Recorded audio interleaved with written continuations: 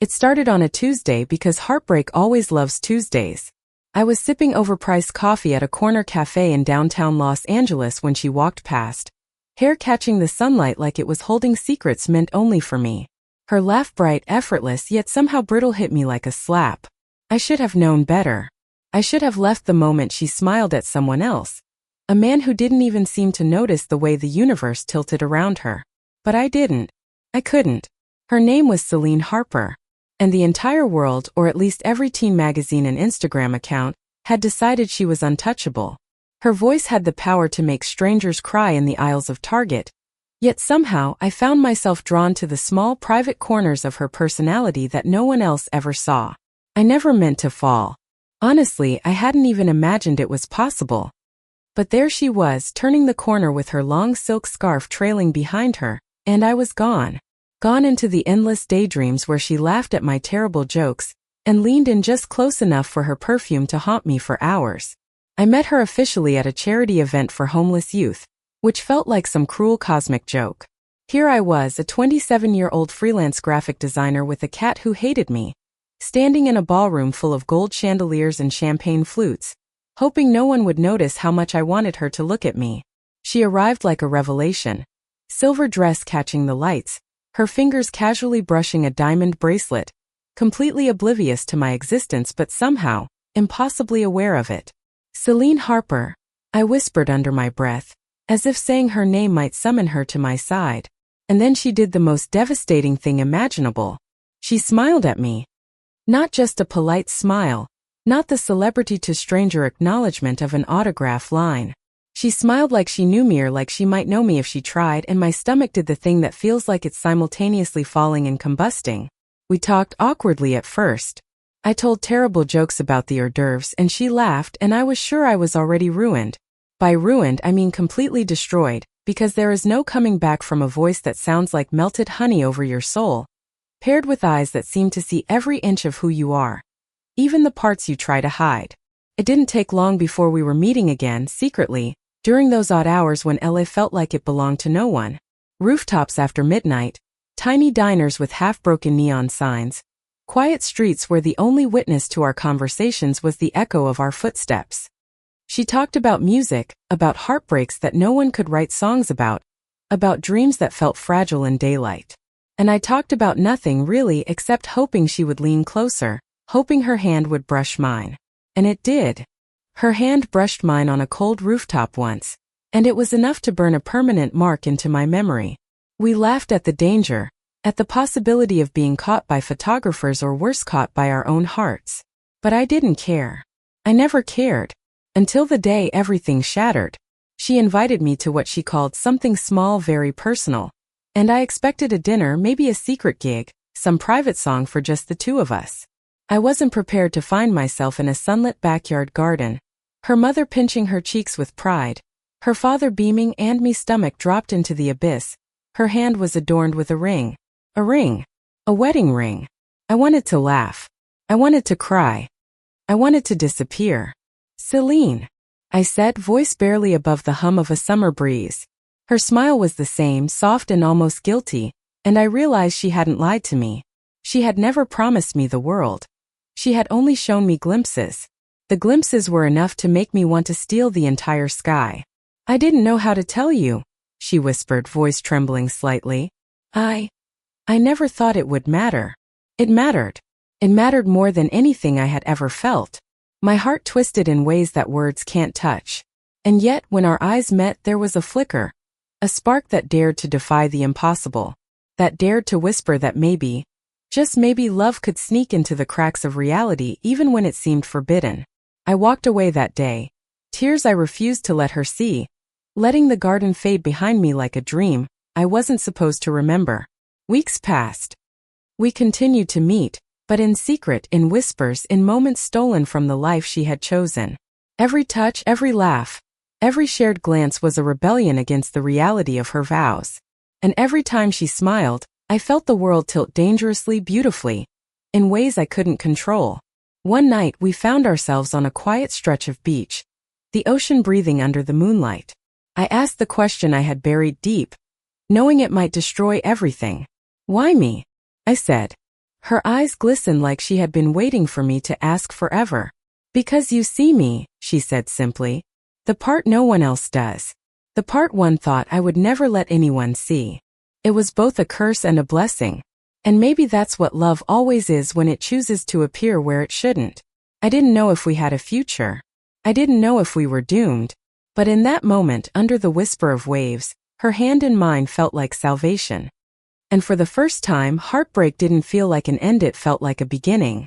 We laughed, we cried, we kissed until the moon disappeared and the sun threatened the horizon. She was mine in the moments that mattered, even if the rest of the world would never understand. And I was hers completely, hopelessly, joyfully. For the first time, love wasn't a secret I hid, it was a flame I dared to feel, even when the storm was coming. The weeks after that beach night were a delicate dance on a knife's edge.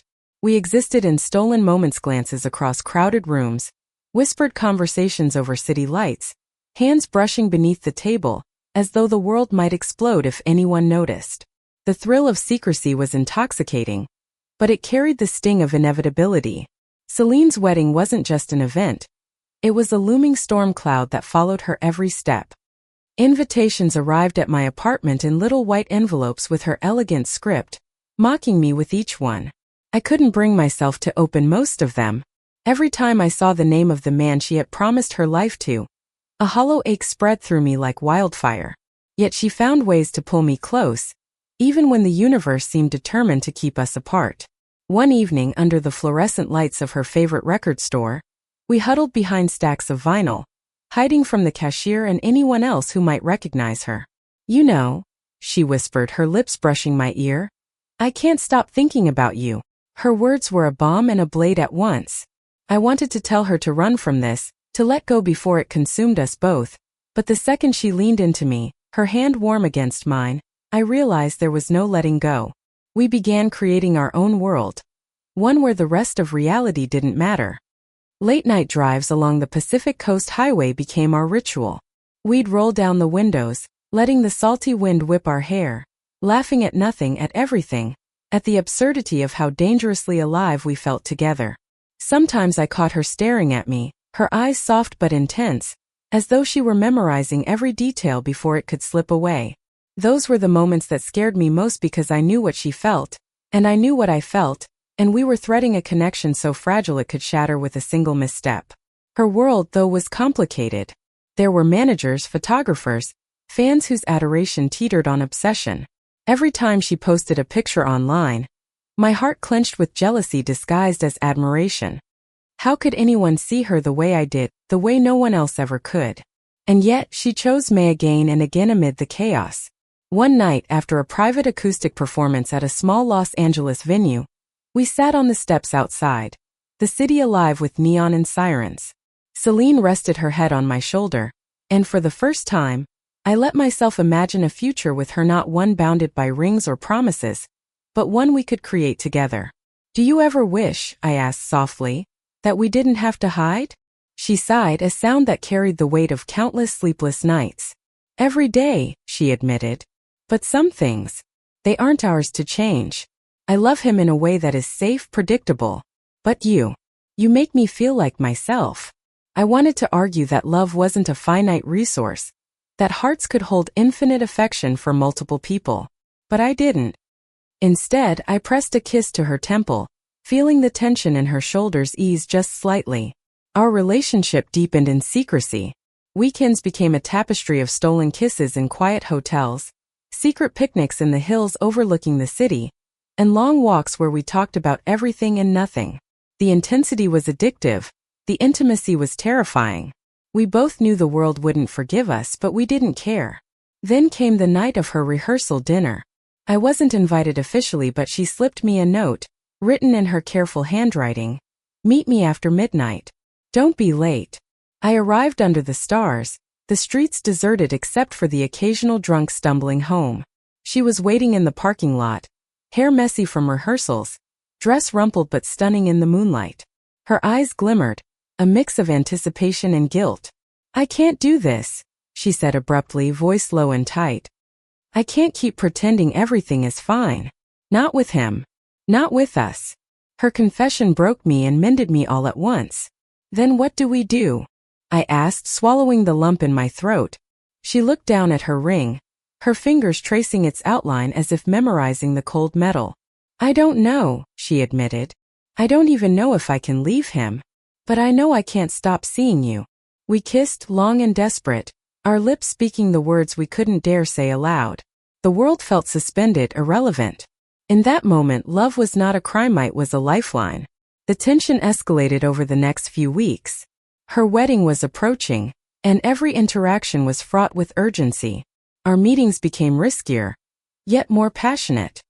We explored abandoned buildings, empty beaches, and quiet alleys, creating a world where only the two of us existed. One afternoon, while walking through Griffith Park, she stopped and turned to me, eyes glistening. I can't keep lying, she whispered. I want more. I don't care if it's messy. I want us. The sheer honesty in her words struck me like lightning. I wanted to scream, to cry, to laugh, to hold her forever. Instead, I took her hand, letting our fingers intertwine. Then let's figure it out, I said. Together.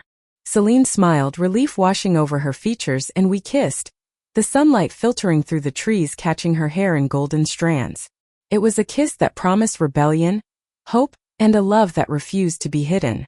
As the wedding day approached, tension gnawed at us.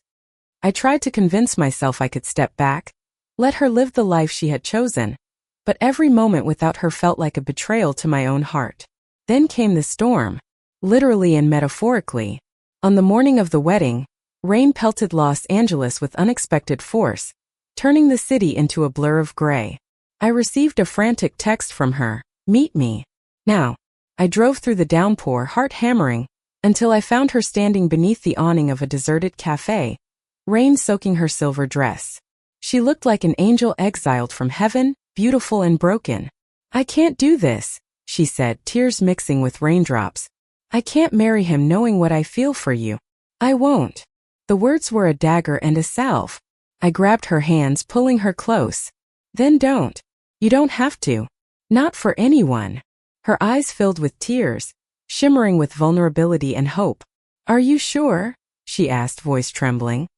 I've never done anything this reckless. I'm sure, I said firmly. Because I love you, Celine. And if we wait for permission, we'll wait forever. The moment stretched, rain drumming around us, the city silent save for our racing hearts.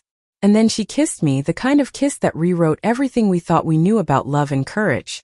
The world didn't care that we existed in that stolen instant, and neither did we. By the end of the day, she had called off the wedding. It was messy, chaotic, full of heartbreak for everyone else, but for us it was liberation. We spent the evening in a quiet apartment, wrapped in blankets, letting the storm outside mirror the storm inside us, wild, uncontrollable, beautiful. Celine's voice trembled as she sang to me softly, a lullaby I would never forget. Her hand pressed against my chest, feeling my heartbeat sync with hers. In that small space filled with only us, love was no longer forbidden. It was fierce, relentless, and ours. And for the first time I realized something profound. Sometimes, love doesn't arrive in perfect timing or tidy packages. Sometimes it storms in reckless and raw, demanding everything you have. And sometimes, if you're brave enough to let it, it stays. We stayed. The weeks after Celine called off her wedding were dizzying, like living inside a dream that teetered on the edge of reality. The city itself seemed to shift, as if Los Angeles had finally noticed that something impossible was unfolding right in its heart. We no longer hid our relationship completely, but we moved cautiously, like two fragile birds learning to fly in tandem. Even in public, her hand found mine when no one was looking, fingers intertwining like a secret language only we understood. There was still fear, the fear of judgment, the fear of paparazzi, the fear of what her family might say, but it was tempered by something stronger, the sheer, undeniable force of love. One evening, after a recording session that left her voice raw and shimmering, she invited me to her apartment in Hollywood Hills. It was a place filled with memories and whispered dreams, with floor-to-ceiling windows that framed the city like a living painting. She poured us each a glass of wine, and we sat on the balcony, the warm night breeze brushing our faces. I feel like everything I've ever known was just waiting for this moment, she said softly, eyes reflecting the golden lights below. I kept thinking love was supposed to be simple, easy, But then I found you and I realized it was supposed to feel like this messy, terrifying, perfect. I reached out, brushing a stray hair from her cheek. I never thought I'd have this either. I was just waiting, I guess. Waiting for someone who could make my heart feel like it might burst. Her laugh was soft, a musical note that filled the space between us. She leaned into me, resting her head against my shoulder. And for the first time I didn't worry about the world, about the judgment, about anything except this fragile electric intimacy. The following weeks were a whirlwind. We began traveling together, quiet weekend escapes to Santa Barbara, Los Padres National Forest, even a spontaneous road trip up the California coast. Every mile we drove, every night spent under starlit skies, every shared meal on a stranger's porch felt like we were building our own universe. Celine thrived in these moments. Away from the relentless spotlight, she was just Celine. No album covers, no screaming fans, no pressure to be perfect. She danced barefoot in motel rooms, sang in the car until the headlights blurred, and whispered secrets she had never shared with anyone else. And I thrived in her presence. I felt alive in ways I hadn't imagined possible, like my soul had been asleep all these years, waiting for her to wake it. Yet even in our happiness, shadows lingered. The media caught wind of her cancelled wedding. Headlines screamed scandal and betrayal. Fans divided, some calling me a villain, others hailing me as the brave woman who saved her from a loveless marriage. Celine bore the brunt of it with a quiet grace, but I could see the exhaustion in her eyes, the way she pressed her hand to her forehead at night, tired from living under the weight of everyone's expectations. One rainy afternoon, as we huddled together in her penthouse, I asked the question that had been haunting me. Do you ever wonder if we're too reckless?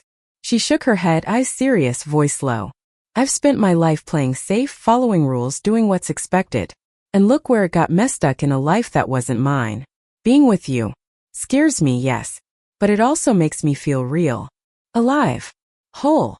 I pressed my lips to hers, tasting the bittersweet tang of rain and wine. Then we'll face it all together, I murmured. We did. The next months were a delicate balance of secrecy and revelation. Celine started opening up professionally about our relationship in careful ways, through interviews and subtle social media posts. We began building a life that blended her world with mine, a life where love wasn't hidden, even if it wasn't fully understood by the public. One night, during a private concert for charity, Celine introduced me from the stage. This is the person who makes my world brighter, who makes me feel more than I ever thought possible, she said. My heart nearly stopped as the crowd cheered, realizing that the love I had been hiding was now being celebrated, not condemned. But the path wasn't entirely smooth. There were moments of doubt, moments when Celine wondered if she could ever truly be free of the past she had tried to leave behind. And there were nights when I questioned whether my own heart could survive the intensity of her fame, her vulnerability, and the inevitable public scrutiny. It was during one of those nights, under the glow of city lights from her balcony, that Celine whispered something I had never expected. I want to marry you, she said, voice trembling but resolute. I froze, heart hammering. Are you serious? More than I've ever been in my life, she admitted, tears shining in her eyes. I don't care about rings or traditions or anyone else's opinions. I just want you. Forever. The word forever hung in the air, a promise and a challenge. I felt the weight of it, the beauty of it, the impossibility of it. And then I smiled because I realized that no matter what the world threw at us, we had found something no one could take away. I want that too, I said, voice barely a whisper but full of conviction. Forever, Celine. With you. We held each other for what felt like hours, letting the city breathe around us, letting the universe witness our defiance and our devotion. The rain had stopped, leaving the streets glistening like silver. And in that quiet electric night, I felt a kind of peace I hadn't known was possible. Over the next few weeks, we planned our life together with a mix of wild spontaneity and careful thought. We didn't rush into a traditional wedding, there was no need. Instead, we created a ceremony that was ours. On a cliff overlooking the ocean, the wind tangling our hair, the sun setting in flames of orange and purple. Family and friends were invited selectively, chosen for their love and support. Celine's parents, initially hesitant, saw the depth of our bond and finally understood. The man she had almost married accepted our choice with grace, realizing that true love cannot be forced, only recognized. On the day of our ceremony, everything felt surreal. I watched Celine walk toward me, barefoot on the sand, her dress flowing like liquid moonlight. Her eyes met mine and I saw everything we had endured, the fear, the secrecy, the heartbreak, the laughter, and now, finally, the triumph. As we exchanged vows, I whispered promises I had carried in my heart for years. I will love you in ways the world cannot contain. I will be your sanctuary and your storm. I will choose you every day without hesitation or doubt. Celine's voice trembled with emotion. And I will choose you, she said. I will love you fiercely, wildly, endlessly. You are my home, my heart, my everything.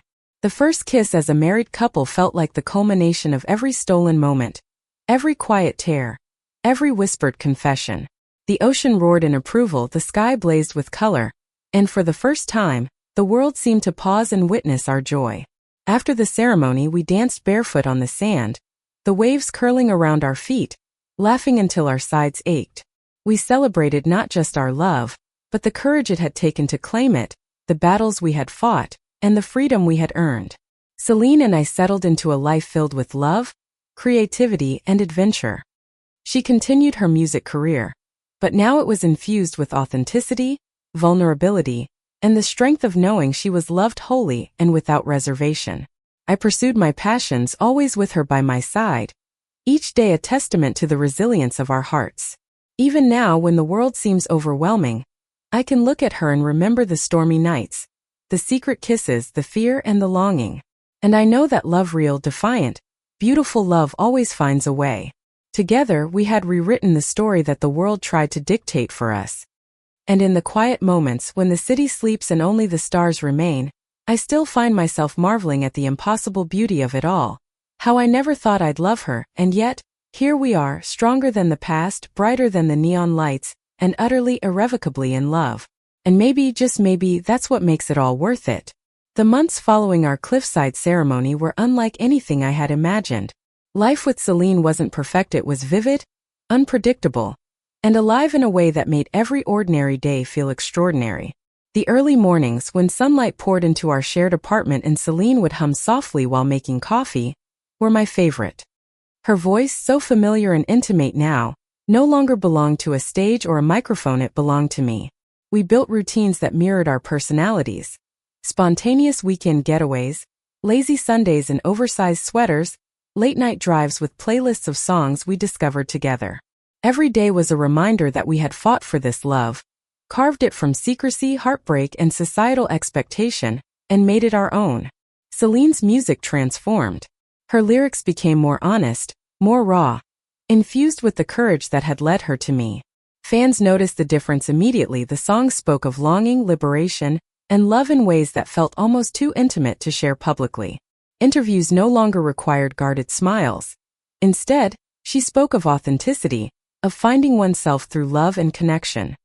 And everywhere I went with her, I saw glimpses of what the world could become if it dared to embrace love in all its forms. Despite the beauty of our life, the shadows of the past occasionally resurfaced. There were moments when Celine doubted herself, haunted by memories of the engagement she had broken off. I would hold her, brush her hair back, and whisper truths she sometimes forgot. You chose yourself. You chose us. That's all that matters. One chilly autumn evening, we took a drive through the winding roads of Malibu. The sun was dipping below the horizon, painting the sky with shades of gold and crimson. Celine reached over, sliding her hand into mine. Do you ever think about how close we came to never finding this? She asked, voice quiet. I shook my head, squeezing her hand. I don't want to imagine a world without you. Every choice we made, every risk we took, it all led us here. She smiled, a soft, reflective smile, and leaned her head on my shoulder. I was terrified for so long. Afraid of being judged, afraid of hurting you. But now I can't imagine life any other way. We drove in silence for a while, letting the car hum beneath us and the world blur past. Then she laughed softly, a sound that made my chest ache with love. Remember the first time we kissed on that rooftop? She said. I didn't know how to handle my feelings. I was so scared I'd ruin everything. I laughed, the memory vivid. I was scared too. But look at us now, still here, still crazy about each other. And we were. Crazy, unrelenting, unapologetically in love. The first winter together was magical. We decorated our apartment for the holidays, hung lights along the balcony, and baked cookies that never looked as pretty as they did in magazines. Celine sang carols softly while I tangled in string lights, laughing when she made terrible jokes about my inability to wrap presents. For the first time in years, the world felt safe, warm, and ours. On Christmas Eve, we went to a small, quiet church not far from our home. Not for religion exactly, but for the peace it offered. We lit candles, watched the flames flicker, and held each other close. "This is our life now," she whispered, resting her forehead against mine. "Not perfect, but ours." I kissed her gently, savoring the quiet intimacy. "I wouldn't trade a second of it," I said. Winter faded into spring, bringing with it a burst of color, light, and new beginnings. Celine and I found joy in the little things. Planting flowers on the balcony, cooking meals together, dancing barefoot in the living room to songs that reminded us of every step of our journey. Love wasn't a fleeting moment anymore. It was a daily practice, a deliberate choice we made over and over. Celine's career flourished alongside our happiness. Her albums reached new heights, not because of superficial fame, but because of the raw authenticity she poured into her music. She performed for sold-out crowds, but always returned home to Meher's sanctuary, her constant. And I thrived too, my work blossoming, my heart full, my life entwined with hers in a way that made each sunrise brighter. One afternoon, as we walked along the Santa Monica Pier, the ocean sparkling in the late spring sun, Celine stopped and turned to me, eyes serious. "I want to ask you something," she said, her voice tinged with excitement and nervousness. I raised an eyebrow, smiling. "What is it?" She reached into her pocket and pulled out a small velvet box. My heart skipped a beat, though I already knew what was inside. "I know we're already married," she said, laughing softly at my stunned expression, "but I want to do it again. Just us. No pressure, no expectations, just a promise I get to make to you again, forever." Tears welled in my eyes as I opened the box to reveal a simple, elegant ring. "Celine," I whispered. She took my hands, her gaze unwavering. "Will you marry me again? For us?" I laughed through my tears, nodding. "Yes. 1,000 times yes." We celebrated our second ceremony quietly, with just a few close friends. It was intimate, deeply personal, and filled with the kind of joy that can only come from knowing you fought for love and claimed it fully. Standing there, exchanging vows again, I realized how far we had come from secret kisses on rooftops to a life built entirely on truth, courage, and unshakable devotion. Summer arrived, and with it came adventures that made our hearts race. We traveled across the country from New York to Miami, discovering hidden corners, tasting new foods, and laughing until our sides ached.